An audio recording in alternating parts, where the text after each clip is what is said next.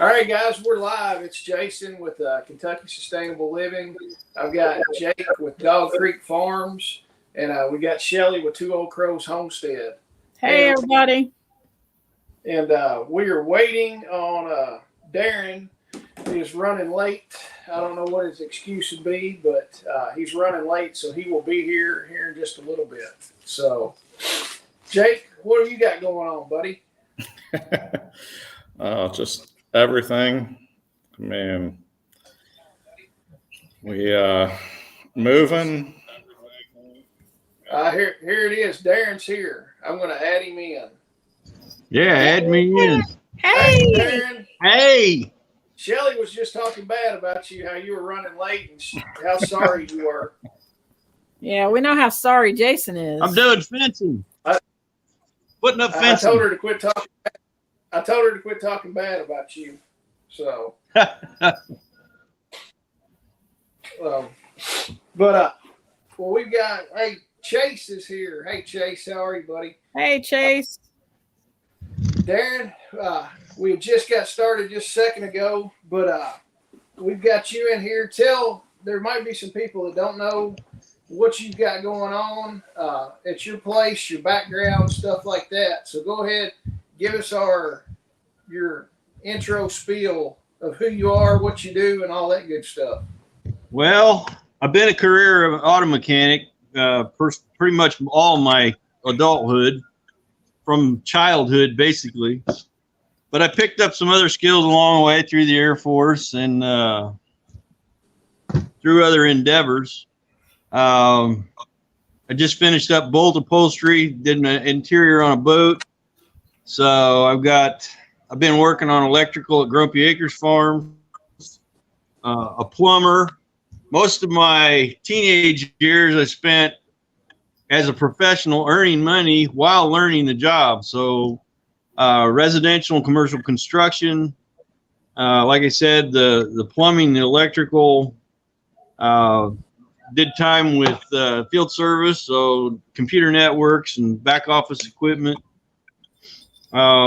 just pretty much everything. So I raised 5 kids in the house that I grew up in, Kansas City. And finally, when they moved out, it's like, we don't need this big place. Let's cut ties and get a piece of country somewhere and get out and take care of ourselves. And that's what we did. And you're still in Kansas, right? Oh yeah, Northeast Kansas. Didn't move too far from home. I don't blame you. So that boat that you're working on looks really good, Darren. The which one? The boat? The boat that the pictures look really awesome. I'll do a thing. I got all the pictures done now, so I'll put some befores and afters up of that deal. But yeah, they were all weather cracked and dried. The seams were coming apart. The vinyl was hard. Yeah, I don't know if you've ever had vinyl bite your butt, but get them cracks and they're hard. You sit in them and they pinch you. On a boat, you're usually wearing a bathing suit, so there you go. But yeah, right now, trying to just get my fencing up. I'm getting stuff ready for festivals because those are starting to come around again for the vending tent. Trying to finish up my class for the strong bond method for chicken processing. I got another one for small engine repair for the Homesteader, and it'll take you through fixing small engines, lawnmowers, weed eaters, stuff like that, chainsaws. That would be awesome. Randy will love that. Yeah, it's just a common sense. Okay, if it's doing this, then we need to check this, and it just steps you through, and you'll be able to get your own stuff running. My philosophy on the whole small engine repair is they put extra parts in there because I always have stuff left over. Yeah. I mean, they put extra parts in. I mean, yeah, there's stuff in there you really don't need, but they put it in there as safety features. Yeah, well, we had a small engine class in high school in ag shop, and you brought in an engine that was not running. You tore it completely down, rebuilt it, and they graded you on scales. Like if you got it put together and you had compression on it, you made like a 7, and then on up from there. And like if it ran and everything was good, you got 100%. We had so much crap left over, but somehow we got compression, so we passed the class. And I was like, that's good enough for me. Yeah. I am not a mechanic by any means. So you got. I don't know if it comes by second nature or if I'm a freak in nature or what, but I can kind of speak its language anyway. Oh, sometimes I would rather take a beating than work on mechanical stuff. It's just like I could figure it out eventually, but it's not any fun. That's for sure. So yeah. So all of those things that you talked about, none of them are about what you're going to do at the festival. Oh yeah. Well, all of that led up to getting to the homestead, and then I learned a whole other set of skills. So the funny part is we're going to be doing the pig butchering class and probably getting involved with the chickens. They're at the festival for Kentucky Sustainable. But at the end of the day, we don't eat a lot of pork. So it's like, why are you doing this if you don't even eat the pork? And it's like, this is what Billy was talking about at Permapastures Farms. It's like, no matter the animal, the carcass breaks down pretty much the same way. Yep. Yeah. And it's good for me to show that. Oh yeah. And the thing is, if you can skin a pig, you can skin anything else. Yeah. Everything else is easier. Yeah. Yeah. I mean, when Shelly came down and helped with that cow, I mean, she saw the difference right off the bat. I mean, the cow's hide comes off super easy compared to a pig. So, Well, really, Mrs. Hacks did some rabbits the other day, and I wasn't even up there. She did them all by herself, from dispatching them to skinning, pulling the socks off. She's going to have to show me how to do it, because I went to our friend Mike. I went to his place to get our rabbit so he could teach me how to do that. Dude, I couldn't even do it. Wow.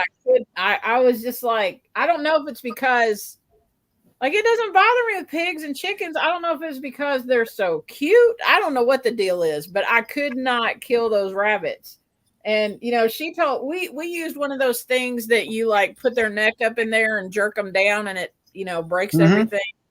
And Mike did a great job with it, but Patty was telling me that she just bonked them on the head and then slit their throat. And yeah, she took one of our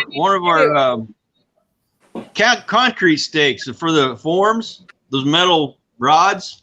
That's what she used. It's just whack. You're right, Chase. They do taste good, and I've got them in the freezer, but I didn't. I mean, I'll clean them, I'll piece them out and all that stuff, but the whole killing, I don't even know why I have a hang up about rabbits, but I just couldn't do it. I told you to get white rabbits. They're a lot easier to kill. With the beady red eyes, that's what I need, because I'd be looking at them going, you're like that book I read in elementary school, and you need to die.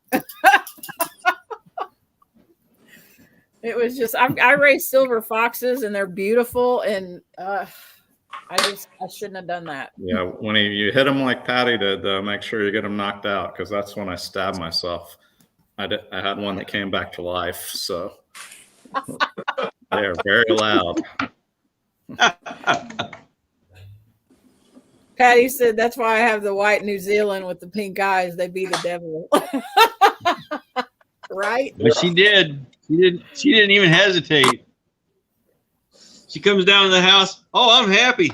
I got all the rabbits done. That's what I need to do. Yeah. We did a chicken or a rabbit processing class here at the shop one time, and the boy took a bar and set it on the ground, slid their neck under it, just grabbed their back legs and snapped. They didn't make a move or nothing. Yeah, broomstick. That's the broomstick method. Yeah. Yep. So, and then he grilled the rabbits for us, and we ate some of it, but heck, half of it wasn't even done. I was like, I'm not eating any more of this junk. So the dogs ended up eating a raw rabbit. Out of the 4 rabbits that we processed, which 3 of them were mine, and one of them is a rabbit that a friend gave me. Out after cleaning them and everything, I ended up with almost 18 pounds of meat. So I thought that was pretty good. That's not bad at all. Jake, you used to raise rabbits, didn't you? Yeah. The key to them, I mean, honestly, depending on how you want to cook them is the big thing. I mean, if you want to fry them, you need to really process them when they're pretty. I mean, mine, I always 12 weeks. I mean, are they going to be too tough? I mean, if you can let them grow as much as you want. If you're going to roast them or do some, it's all about how you cook them though. Because I did have some that got away from me one time, and I still tried to fry them, and you couldn't hardly eat it. Really? I like cooking them in the Instapot. Yeah, and shredding them or something. Yeah. Hey, Chuck. Chuck's here. So, Chuck. I wonder if Chuck brought. Hey, Chuck. I wonder if Chuck brought any dick eggs tonight with him. Oh, you guys use them for dog food then? Do you feed them all raw diet like that? Oh, come on. Darren, y'all feed a bunch of Mrs. Hack said y'all feed them for dog food. Oh, we break them down. It ain't all rabbit. We mix it with other things. The rice that we get is quite a bit of it, but you talk about dogs won't eat green beans and stuff like that. Oh yeah, they do when you start mixing it together, and it's gone. They don't mess around. We cook our green beans and bacon. Our dogs will eat it. Yep. Yeah, you put bacon on anything, they're gonna eat it. Right. Too chill. I'm kind of the same way. So you guys cook them and then feed them. I've seen a lot of people just feed them raw. Yeah, you can do that, but what we'll do is cook them up, and then we got meals for them. So sometimes they'll get the dry dog food, and then sometimes like the middle of the day, they'll get that food. Just to kind of stretch the bag of dog food out. Yeah. I want to get I want to get rabbits. I want to get rabbits to feed the dogs and for the rabbit poop. That's the only reason I want rabbits. There, Lawrence said we always crock pot our rabbits and squirrels. I have never eaten a squirrel, Lawrence. It's been a long time since I've eaten any squirrel. We should do some kind of potluck for KSL, and everybody brings some weird crap. We can do that. We did that a while back. There was squirrel, chipmunk, frog legs. Oh, Randy loves rabbit. Somebody had alligator. I can't remember who it was. They brought some alligator. Come out of their freezer, but still. I like alligator a lot. Oh, I like alligator too. Squirrel and dumplings. Mm-hmm. The squirrel brains. Oh no! No. Hey, I wonder if I dug a pond, could I raise alligators here? We could dig Do them. whatever you I want. don't know. I think you might have a problem with I wouldn't talk about it on YouTube. predator load on your livestock. Well, we'll keep them pinned up. Yeah, I want to see you keep an alligator pinned up. Well, it's not like it can climb a fence. How do you know? Do you live by them? Maybe. I'm going to get an alligator now. Will y'all still come over if I got an alligator? No. I'm not the crocodile hunter. And I hear all the time all these old tales about alligators in Barren River and crap. So Well, what about now? Will y'all still come over if I get a giraffe? oh yeah, I'll come for a giraffe, yeah. Okay. Darren, that's one of the things. I want a giraffe bad. He wants a giraffe so he can show John Willis. Yeah. A giraffe. John's got dead ones. I want. He's got stuffed ones in his building. And now Jason's like, I want a giraffe. I just think it's funny. So what have y'all been up to, Darren?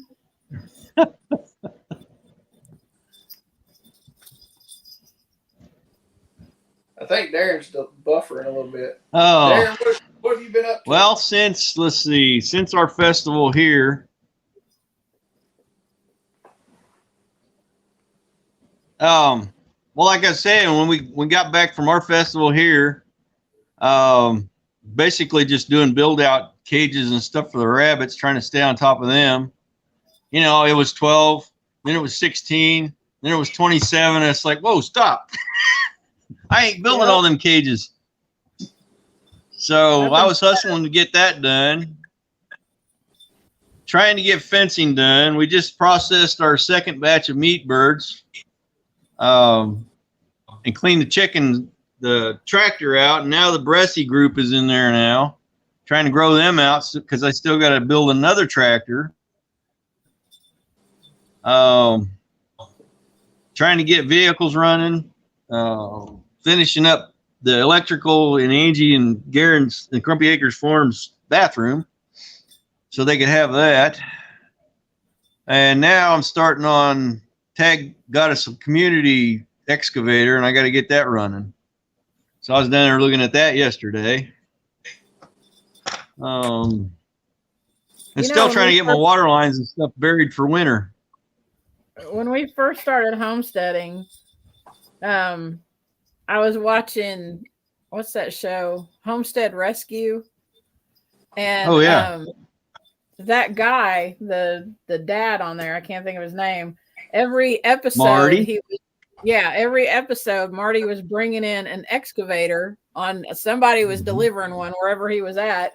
And I told Randy and I were sitting there watching it one night, and I looked at him and I said, I kind of feel like we can't homestead without an excavator. I think we need to get one of those.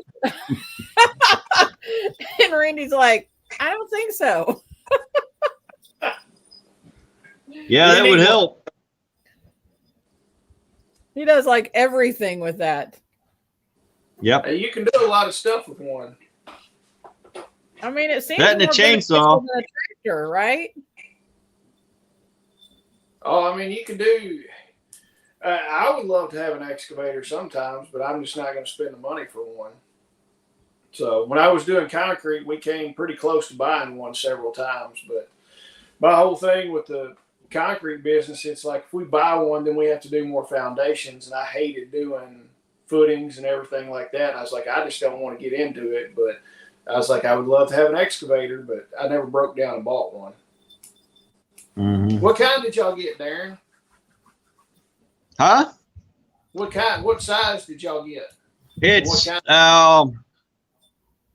it's a 6608 co-ring, the little Japanese one.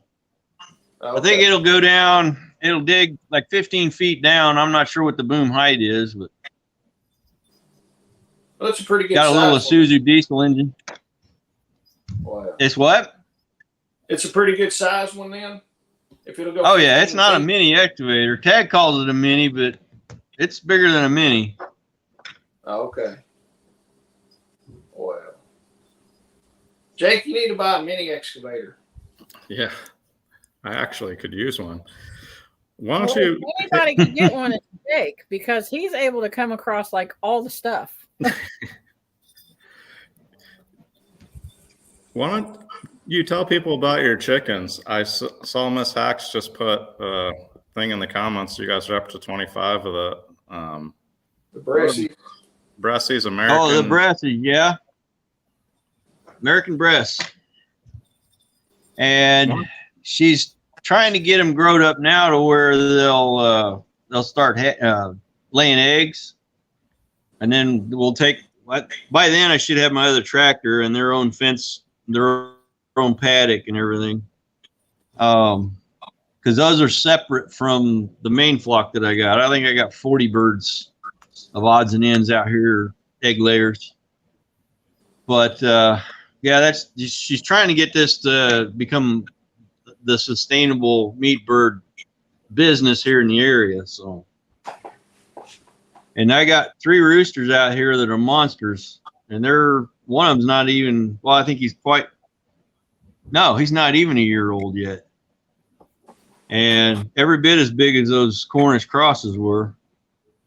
Really? So I'm hopeful. Have you guys processed many of them yet, or are you still growing your flock? Still growing them up. We just had a heck of a time trying to get eggs to hatch and get a flock going. But now that it's going, we plan on processing a few just to see. Kevin and Sarah at Living Traditions did a whole thing on them. They're about a year ahead of us, and they've already did a taste comparison with the Cornish cross. So anybody wants to check that video, that's pretty good.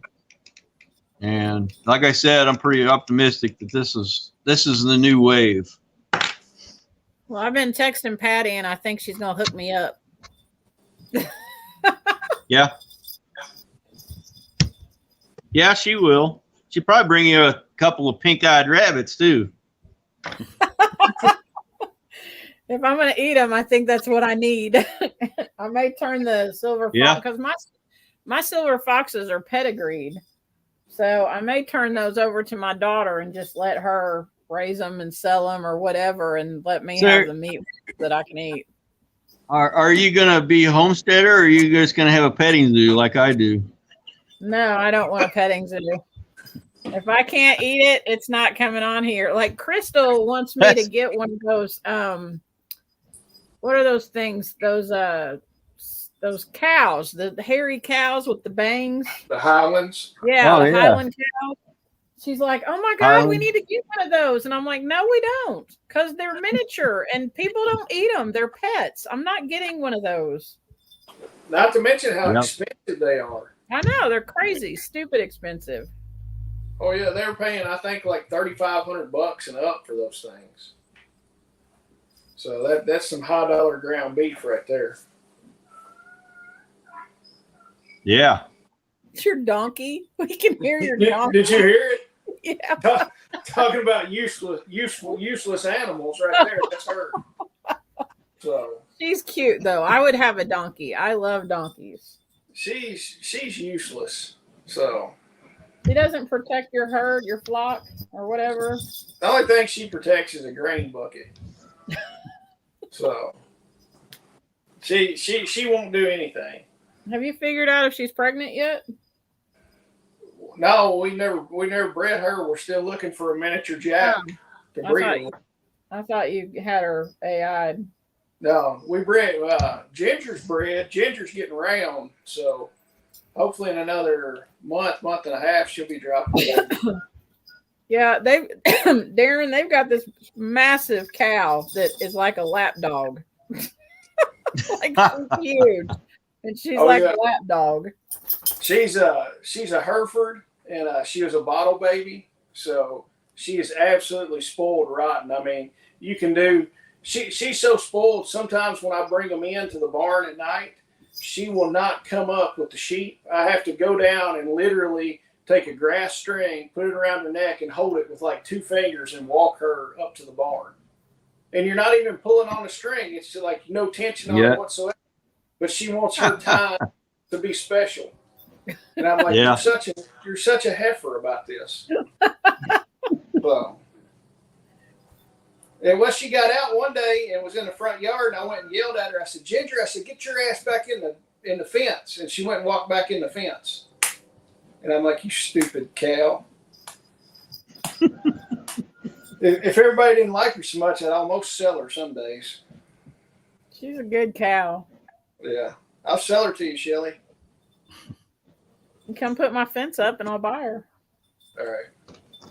Well, Darren will spend an extra couple days down here and he can put your fence up for you. That'd be awesome. Yeah, I had to bring all my tools. I'll even put you up but somewhere. That's what I've been doing.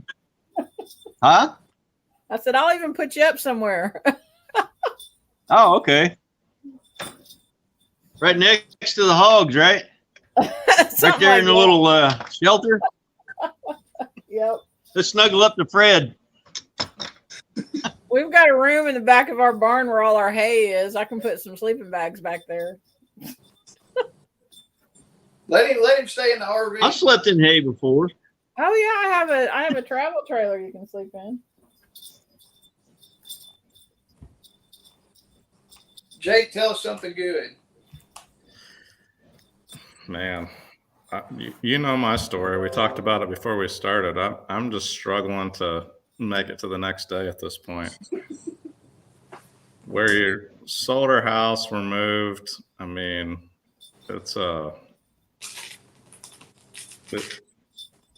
it'll be good once. I told Jason the other day, like, when it comes to prepping, I know what makes people quit prepping. They move because you got a bunch of crap. it's a lot of crap to move. Like, if Jason ever moves, he should just blow his house up so the other people can't get it. I don't even know how he would move all his crap. I'll just burn it down and collect the insurance money, and then just buy new stuff.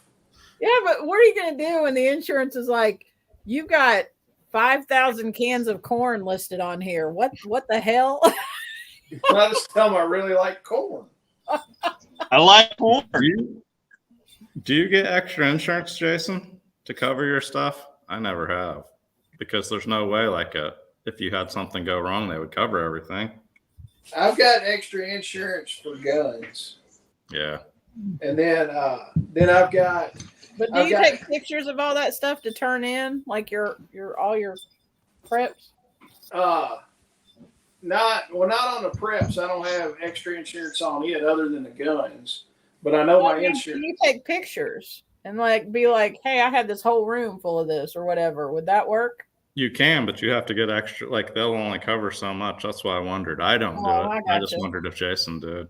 I got you. Now, all my tools and equipment are all in the business, right. And I've got an extra inland marine policy on it that covers, and it actually covers replacement cost, not the value of it. Yeah. So, because I mean, I've got saws. You know, my DeWalt miter saws are 10. The oldest one's probably 12 years old. I mean, if they gave you the money, they'd say, well, it's probably worth $100, and it's going to cost you $600 to go buy a new one. So, But I did find out with my insurance guy that I have to start keeping my extra gunpowder in the shop instead of in the house because I maxed out the limit of that. So he was like, don't put any more in the house. Yeah, it's a fine line. I've never done it. I mean, if something bad happens, you're going to be out big time. But I mean, insurance is such, I mean, you don't need it till you need it, right? But oh yeah, for sure. But that goes back to not keeping all your eggs in one basket. I mean, there's prep stuff in the house, and there's prep stuff down here in the shop also. So it wouldn't be now if a tornado came through and took both buildings out, you're kind of screwed. But if you had a house fire or something like that. So, well, Darren, let's switch gears and talk about what you're going to be doing at the festival for us. Well, looks like the main event for me will be the hog processing, the butcher class. And from what I understand, we got one. We'll have one dispatched already, and we'll just take it from there or start from there. Yep. Is that how we're going to go? Yeah, we'll have to dispatch it at Jason's place and then bring it over, which he lives like 5 minutes from the venue. So, yeah. Okay. Yeah. So they won't let us shoot it on campus. So. Yeah. So tell everybody about it as far as where you learned to butcher, your butchering background, and where you learned to do all the butchering stuff and everything. It was actually after Billy had done his stuff here in Kansas City when he was living here with us, and our first event basically was the processing of our chickens here. And that's when we developed the small freezer way of doing it. The strong bond method, as Shelley coined it. But as we kept going on, Billy learned more and more at the butchery, and we really didn't do a lot here. But I've spent time with him. We went to, I think the next time we did one was a hog processing in at SRF over there in Camden, Tennessee. And at that festival, there was the day before the festival started, they had a class, and we helped out there with that one, and just learn more. Since then, before that, huh? You all did one at the Back to the Land Festival before that. Oh, that's right. Yep. I forgot about that. But anyway, we've just been doing it here and there. And then when we came back from that one, I think it was in January, February, we just had our sheep. And I looked down, and it's the more the better. But this class will be kind of special because one of my buddies that we've done all kinds of crazy stuff with, he said he'd help me out. So we'll just see how busy he gets and everything, but I'm pretty sure he'll show up. And the nice part is Chris Clark had helped out with those, and he's gone on and taught other classes, and he's involved too. He'll be helping out. So we got 3 ways of going. So actually 3 instructors, we can get 3 other people involved. So we'll have hands-on left and right for this class. Chris is going to come down and talk about off-grid living. He's going to do a session about that. Yeah. Yep. And his wife, Tina, she's going to do one about building. That's a good family. That's a good family friendship that we've coined since we met at Back to the Land Festival. Yep. And we stayed in touch, and good folks. So we'll have that pig will be alive in the morning, and by the end of the class, it will be in pork chops and retail cuts. Then, right, Darren? Yeah, you can't ask for any fresher than that. And what we did Back to the Land, we did process that pig and actually had it for part of the potluck. Really? Because Randy everybody had got to to taste what they. Yep. That's going to be awesome. So that'll be a good time. Now, with the chickens, tell us about your strong bond method. I know some people might not have heard of that. Well, what everybody teaches, and it's the best way you get most of all your meat, and you can break it down for broths and stuff later on. But what we do is we take the main meat cuts off of it, off the carcass, the wings, the breasts, and the legs and thighs, and we package it so we can stack those in the freezer. Because you're losing a lot of space in the hollow cavity of the chicken by leaving it whole. A lot of freezer space. This way you pack meat, and if you want to boil down the carcass, you still eviscerate it the same way as you do a whole chicken. But if you want to boil it down into broths and stuff like that, or even stews, you can do that also. So you still get the use of the bird, but you're putting the meat away compactly and efficiently, getting it in the freezer quickly. I know processing whole chickens, if you did 40 or 50 birds of those, it takes the better half of a day. And we can process them down. We can crank down in 3 to 4 hours, have 40 birds in the freezer already. So it's a lot more efficient, and it just gives you another option. A lot of people don't think outside the box to be able to realize that, but that's just something that we thought about because we had more at that time. We had more upright refrigerators, and we were just using a lot of small freezers, so it made sense. Oh yeah, no doubt. I mean, especially if because that does take up a lot of room, just that cavity. Yeah. If you can pack a lot more birds in a small space if you do it your way. I've seen it. Yeah, if you could stuff, if you could stuff birds inside birds, you'd have the freezer space better, but it don't work that way. Like a turducken or something. Yeah, almost. We need to cook one of those one day. I've seen it where they do it. What they took it all the way up to a lamb. One time I saw where they did that. So I've seen all the way up to cows. really, Yep. well, Shelly. I don't know how many different kind of meat you need. Shelly and I are going to process some lambs this fall at my house.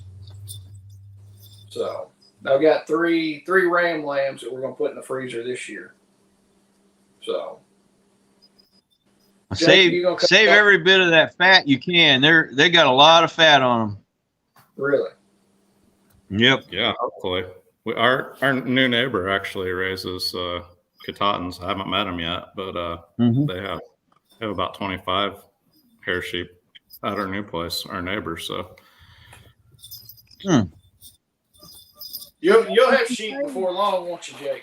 yeah, I mean, we already have all the buildings. I just have to put some more fence up. They raise llamas, and that's not what we're going to raise. So I got to change some fence. But yeah, that's the only bonus to this new place is it has all the buildings and water and everything else ready to go. So. Do you mean the people that you bought it from raised llamas? Right. Yep.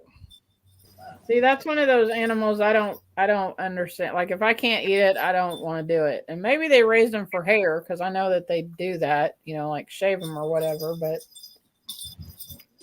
I don't know. That was another one that Crystal loves llamas, and she was like, "Can we get a llama?" No. If you buy one, I can bring you a llama crossing sign when I see you next. Okay. You can eat llamas, I think. You can. I think you can eat just about anything. It's just, do you want to? Now, I did see people eat alpacas because I saw on a Facebook post somebody had posted this in a backyard butchery thing. Somebody had posted a alpaca hanging after they'd skin it, and I said, "Holy shit!" I said, "Somebody done killed a baby giraffe and gonna eat it." I mean, that's what it looked like with that long neck. I was like, "Holy cow!" So. Somebody commented on my video, my rabbit video, the last one that I did about they were watching some show, and in Australia they kill and butcher a kangaroo. And I mean, you don't think about somebody eating a kangaroo, but if that's what's readily available, I mean, I'm sure they've got them running around like we have deer running around. But I don't know, that just kind of freaked me out a little bit. I was like, oh, I don't know that I could eat a kangaroo. I wonder what it tastes like. Seems like it'd be tough. Like, they're like very muscular. I don't know. Maybe not. Maybe, I mean, you probably get some big old hams out of them legs, right? Darren, you ever eat any kangaroo? Mm-hmm. Not yet. All right. We need to buy us a kangaroo and butcher Something it. on the list. Yeah, I'm not butchering a kangaroo. Why I not? have a feeling that it would beat the hell out of you before you'd be able to get to it. Oh, I'm going to shoot the darn thing. Jake, will you come help? Yeah, I mean, I think we were in charge of taking care of that part anyway. So I want to see you tell Whitney that she needs to cook up that kangaroo. Yeah. If a kangaroo ever came on the property, it would probably not get killed because they would want to go play with it and crap. So. They can be very aggressive and violent. Like, I don't know about that mess. Darren cut out. Spags. Yeah, Look, Spags came in. Hey, Spags, how are you? Hey, Spags. Here, let me see. Darren is. yeah, I think Darren's internet's not. I think it's questionable. Yeah. Up here, he's back. Hey, Darren. Darren Spags. Hey, Bobby. came in. So, Yep. Spags comes in and then you get cut out. I think it's a conspiracy deal. Spags is messing with your internet. Oh, we'll be all right. So, well, what else? What else You got- we got going? You got bird. Darren? What, Darren? No, I was like, has Shelly got birds flying around the house? I'm trying to keep my cat occupied so she won't crawl up on my shoulder. The Illuminati. Oh, I see. Yeah. This is McDonald's supposed to be half kangaroo meat. Are you serious? Or are you messing with me? Oh my Well, God. The other half is human meat. Ugh. Have you never seen that where they got McDonald's got exposed to where they were putting human meat in the burgers? I don't believe that. I bet it's true. I read a story one time about some dude, like this serial killer guy that cut up people in Texas and put them in barbecue. I've seen that. Rolled the hell out of some barbecue. Well, like Jeffrey Dahmer. Yep. Well, I don't know. I've never eaten human meat. Don't plan on it. So, How did we get so sideways? you started it. What happened? Well, it's Lawrence's fault. He brought up McDonald's, and then I brought up human meat and McDonald's hamburgers. Skag said that was Hardee's in the 90s. I mean, Yeah. I bet people would pay big money for kangaroo meat in the U.S. There, y'all talk, and I'll Google it. We could sell it to the bougie crowd, right? Oh, yeah. Yeah. So Darren, I saw on your boat. So you sewed all this, sewed all that and everything on your interior. For Yeah, the boat? all the side panels and the seats, the back seats, the engine cover, the bow seats. Yeah, we stitched all of that up. And that's actually for one of our farmer friends up the road here. That was actually his boat. He got I'm assuming. a deal on it. It ran, but it needed some transom work, and then they did the carpet and wanted the interior done. So we did it. I don't know if you can see. I got an industrial sewing machine to do all That's that. what I was going to ask. Yeah. So yeah, it helps. I've done pool covers and boat covers and airplane seats. That's something I learned as a teenager living at home. My dad bought that machine when he worked at TWA, would get laid off a lot. So he was learning other ways of making money while being laid off. So I inherited that and just keep the tradition going. Nice. That's kind of what I wondered. I assumed you had to have something heavy duty to sew that. What? You can sew? Yeah, I can sew. I used to work in a sewing factory and made seat covers for new cars. Yeah. All right, ground kangaroo is $30 a pound. Holy crap. Woo! Yeah. Yeah, that's a Race the bougie crowd. kangaroo. I'm buying a kangaroo and going to butcher it. Yeah, but the sustainable Man. way would be to have a male and a female and then raise it. Yeah. Well, Lawrence is talking about the lab-grown meat that he's been buying. You can eat your favorite celebrity? What? Okay, I'm looking this up. Give me a second. Lab grown meat. Messed Yeah. up. Yeah, Man. they like 3D printed or something like that. I was watching something on it. Look at Spags. Would you rather eat a kangaroo or watch a kangaroo eat a person? Do kangaroos eat meat? Kangaroo. I didn't Workshop think so. Jason's. Right, Lawrence? Yeah. A kangaroo workshop at my place. Okay, wonder- the cooking channel has this article. It says a company called Bite Labs is starting to develop meat made from celebrities. Sound crazy? Absolutely. Oh my God. This is jacked up. The idea is to take tissue samples from bona fide celebrities and turn those samples into salami. The process includes isolating muscle cells and then growing said meat in some sort of proprietary bioreactor. What celebs are destined to become hors d'oeuvres? The usual suspects are Kanye, James Franco, Jennifer Lawrence, and of course Ellen DeGeneres. So that was not even on my top 3 list. That Ellen DeGeneres part, I can make a lot of jokes about that.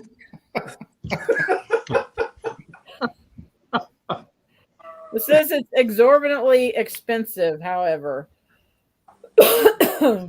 That's crazy.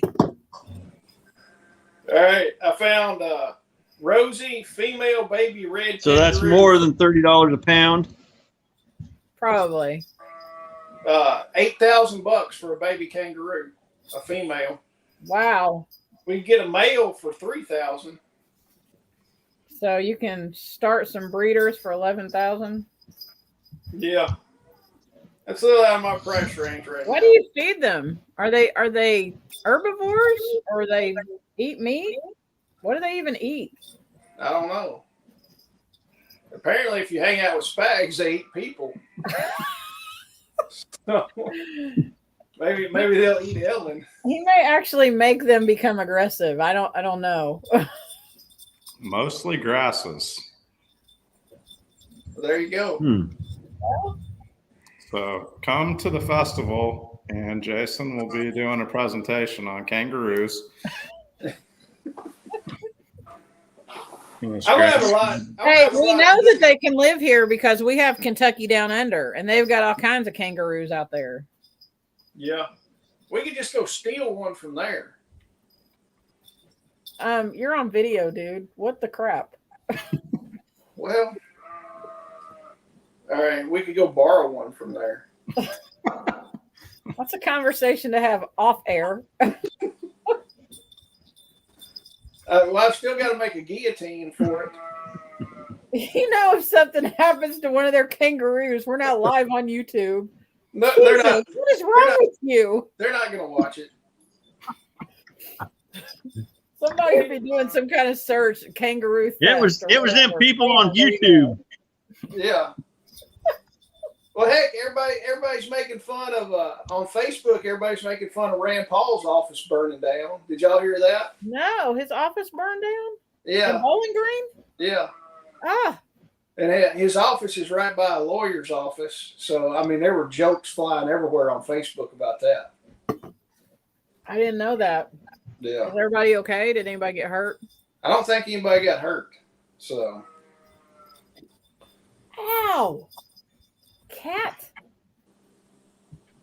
Hey, get your cat under control, Shelly. you are a menace. You're just a menace. Well, all right. What are our parting words for tonight? We got like 12 minutes left because everybody's going to leave and go see Tag after this. Hey, Bruce came in. Sorry, Bruce. I just now saw you came in here. Hey, Bruce. Biochar and Leather Bruce. Yep. So, Darren, tell us a good story. A good story. Yeah. Oh, I ain't thinking straight. I was out in the heat today. Tell us a funny story from Billy. Yeah, tell a funny Oh, Billy? story. You guys hang out with- There's lots of them.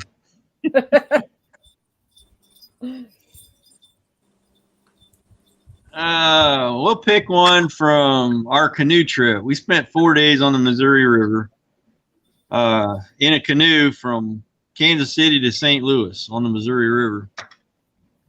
So that was a lot of 16-hour plus days in that canoe, talking back and forth. And our third cohort was at the back of the canoe, and Billy kept tapping me in the back, and I turn around and he'd say, "Look," and we look back here, and everybody's supposed to be rowing along, pulling their load. And we looked back, and he was sitting back in there in the back. He'd either be fiddling with something or kind of half dozed off. We never did hardly see him rowing that canoe. And Billy was getting he's about to push this dude out of the canoe. He was getting so upset. I bet he was getting aggravated. It's like, dude, you gotta chill out. But we would stop at different rest areas or check-ins, and he got to joking. It's like, look, they brought us a salad without any chilled salad forks. You know, seeing these people that are sleeping on the sandbars, and you know, we were staying in an RV every night, and just kind of getting their reaction out of them. And so Patty was one of our ground crew, and she brought she made up some tinfoil packs with ice with a fork in there.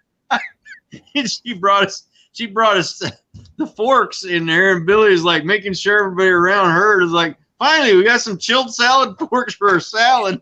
And these people's eyes were like, they're rolling. It's like, ain't no way. Where'd these rich people come from? Well, we got all the sponsor money from the Brotherhood, Electrical Brotherhood he was with. And that helped paid for a lot of that. Was just the sponsor money. But he was kind of rubbing it in just to get a reaction out of these people. So anybody that knows Billy, he's always been that way. He's stirring up trouble. Oh, yeah. That's funny. He's a mess. Yes, he is a mess. He enjoys life. Yes, he does. All right. Well, Darren, tell everybody before we get off here, tell everybody how they can find you, website, YouTube channel, that kind of stuff. Well, I'm working. I should have the website here next week. It'll be grasshoppercreekfarms.com. And we started off kind of backwards. Our Hacks for the Homesteader channel. That's who's hosting it is Grasshopper Creek Farms, and we'll have it billed as such, featuring Hacks for the Homesteader. But they can find me there. They're going to be finding me on Facebook under Darren Strong, Instagram Hacks for the Homesteader.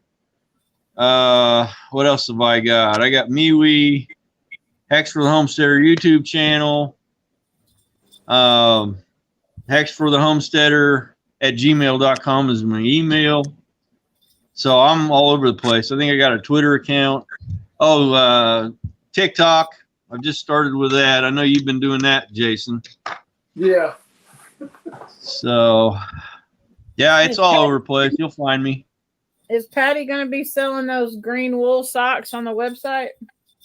I told her to get busy doing that stuff. That's kind of what we've been doing the past few weeks, is trying to get geared up for product to go in the vendor tent. So I've had that going on too. But yeah, what do we got first? We got a Hannibal, Missouri at Doug and Stacy's get together, and then we're going to go to Marshfield, Missouri. We got Back to the Land. We got SRF. We got you guys, and I think there's one down in the Ozarks, Ozark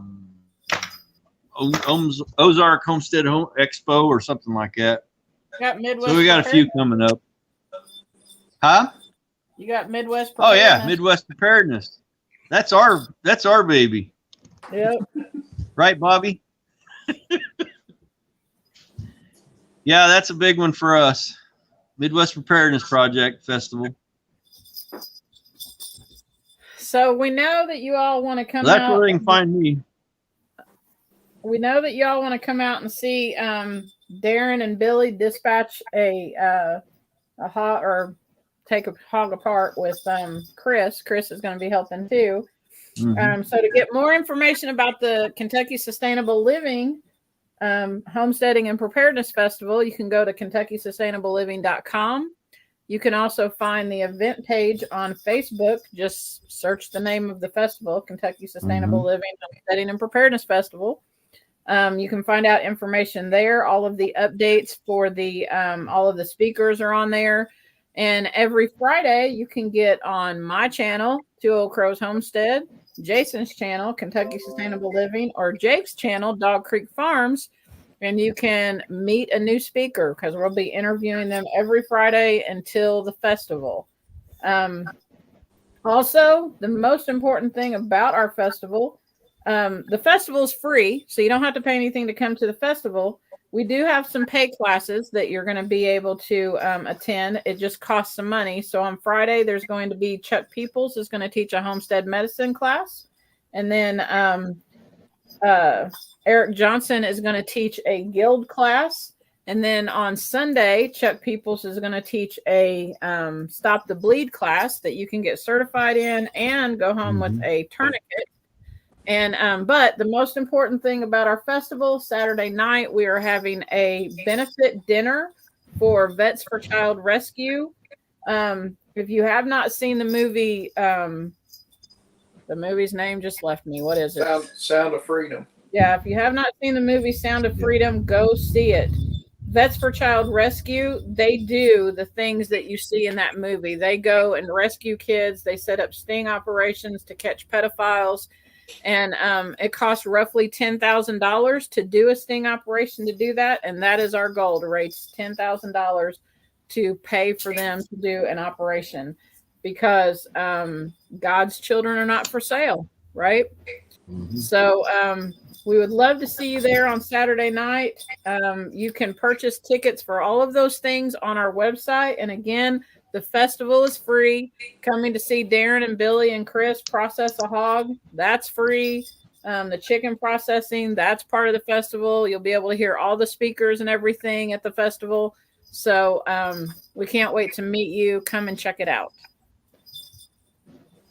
Jake, you got anything else to say? I think Shelly summed it up. Get on the website. You can also register. There's no charge, but you can sign up so we know you're coming, just to give us an idea of numbers to help with food and just planning. So you're not going to get a bunch of emails. You're just going to get a, email with an update.